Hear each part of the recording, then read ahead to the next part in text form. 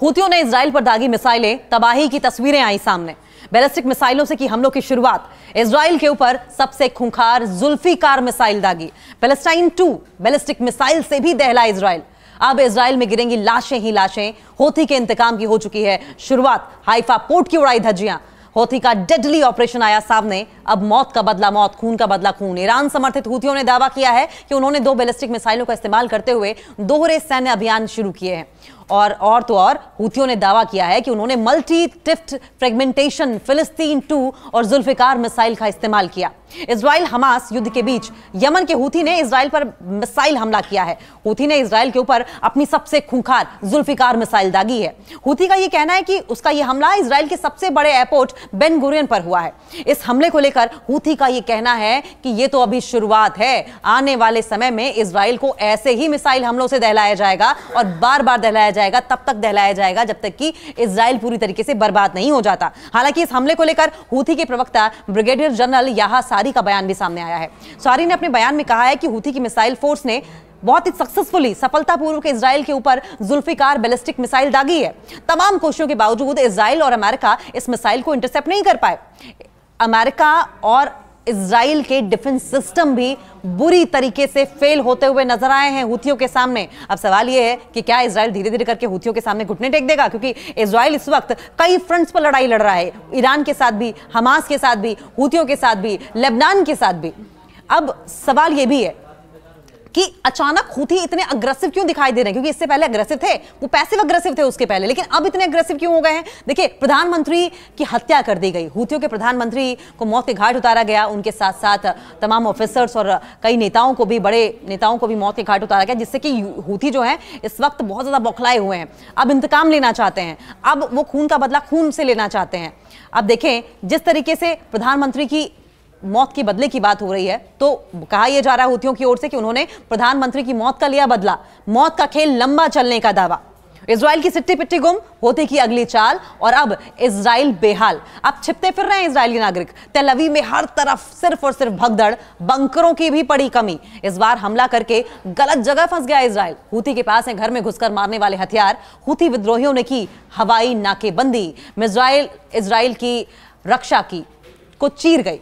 अब पैलेस्टाइन 2 का भी जिक्र करेंगे। अभी तक आपने फिलिस्तीन का जिक्र किया, आपने जुल्फिकार मिसाइल के बारे में सुना कि किस तरीके से हूथियों द्वारा जुल्फिकार मिसाइल दागकर इजराइल को बड़ा नुकसान पहुंचाया गया। अब पैलेस्टाइन 2 का भी इस्तेमाल तभी किया गया था।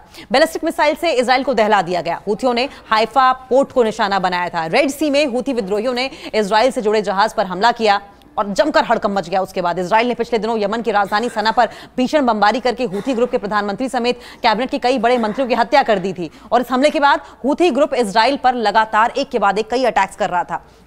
और अगर हम पिछले हफ्ते बुधवार की बात करें तो हूथी ग्रुप ने इजराइल पर बैलिस्टिक मिसाइल और ड्रोन से अटैक किया था।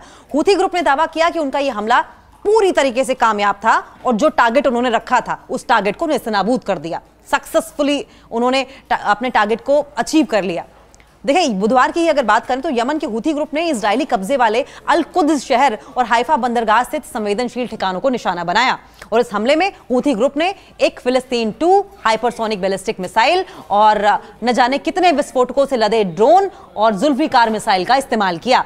हूथी ग्रुप ने बताया कि दोनों हमलों में कामयाबी मिली और हूथी ग्रुप ने अपने उद्देश्यों को हासिल कर लिया। हूथी ग्रुप ने यह भी बताया कि हमले की वजह से इजरायली नागरिकों को बंकर में छिपने पर मजबूर होना पड़ा। वहीं इजरायली सेना ने भी इस हमले की पुष्टि की है। इजरायली सेना मान रही है कि हाँ, हूथियों ने हम पर अटैक किया और हमको काफी नुकसान हुआ। आमतौर पर इजराइल की सेना के साथ ऐसा होता नहीं, वो अपने इस तरह अपने यहां नुकसान हुआ ये कभी नहीं मानते। इजरायली सेना ने बुधवार को एक सोशल मीडिया पोस्ट में इस बात की जानकारी दी कि यमन की ओर से इजराइल की तरफ मिसाइलें दागी गई। इजरायली सेना ने दावा किया कि उन मिसाइलों को हवा में ही नष्ट कर दिया गया। यमन के हूथी ग्रुप ने कहा कि उन्होंने पैगंबर मोहम्मद के जन्मदिन की पूर्व संध्या पर एकजुटता के लिए ये हमले किए थे। और जिस तरीके से इजराइल की ओर से उत्पीड़ित किया जा रहा है, परेशान किया जा रहा है, मासूमों को मारा जा रहा है, मासूमों के घर तोड़े जा रहे हैं, ध्वस्त किए जा रहे हैं, उन्हें बेसहारा कर दिया जा रहा है, न जाने कितने ऐसे हैं जिनके आशियाने उजड़ गए, इनके खिलाफ खड़े होने और उनके प्रति निष्ठा को अस्वीकार करने की शिक्षाएं दी हैं। और इस बात का जिक्र करते हुए हूथियों ने मोहम्मद की तारीफ भी की। आखिर में हूथी ग्रुप ने फिलिस्तीनी जनता के प्रति अपनी प्रतिबद्धता को दोहराते हुए कहा कि हूथी ग्रुप तब तक हमले जारी रखेगा जब तक कि इजरायली सेना गाजा में इस मैसेकर को, इस कार्नेज को, इस नरसंहार को खत्म नहीं कर देती।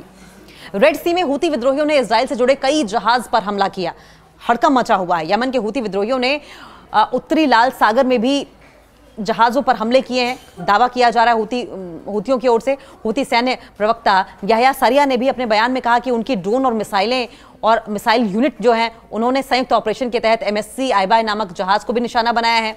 हूती संगठन का इल्जाम यह है कि यह जहाज इजराइल से जुड़ा था और वेस्ट बैंक के बंदरगाहों में एंट्री पर लगाए गए सैंक्शंस का उल्लंघन कर रहा था, इसलिए हूतियों ने उन्हें टारगेट किया।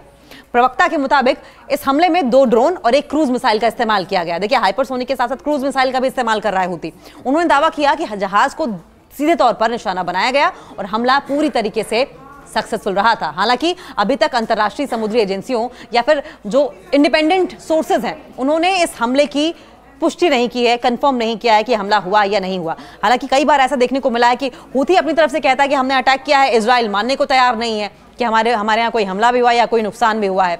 यहया सरिया ने यह भी कहा कि हूती बलों ने इजराइल के कई अहम ठिकानों को टारगेट किया है, कई मिलिट्री बेसिस को टारगेट किया है, अलग अलग ड्रोन हमले किए हैं और वो ये भी कह रहे हैं कि सामद 4 ड्रोन का भी इस्तेमाल करते हुए तेल अवीव जाफा में इजरायली जनरल स्टाफ के हेडक्वार्टर्स को टारगेट किया गया और इसके अलावा Hadera power station, Ben Gurion airport, Lod और अस्दोद पोर्ट पर भी अटैक करके काफी नुकसान पहुंचाया गया इजराइल को। हूती प्रवक्ता ने यह भी दावा किया है कि अगर ईश्वर की कृपा रही तो ईश्वर की कृपा से हम अपने सारे लक्ष्यों को हासिल करने में सफल रहेंगे। यह हमला देखिए, जो हमले लगातार होते जा रहे हैं, खासकर जो 28 अगस्त को हमला हुआ था बीते हफ्ते की अगर हम बात करें तो इजराइल ने यमन की राजधानी सना पर एक बड़ी एयर स्ट्राइक की थी और इस हमले में हूती प्रशासन के प्रधानमंत्री समेत कई सीनियर मंत्री मारे गए थे और ये पहली बार था जब इजराइल ने हूती सरकार के शीर्ष नेताओं को टारगेट किया था। इसके बाद से हूती विद्रोही लगातार बदले की कार्रवाई कर रहे हैं।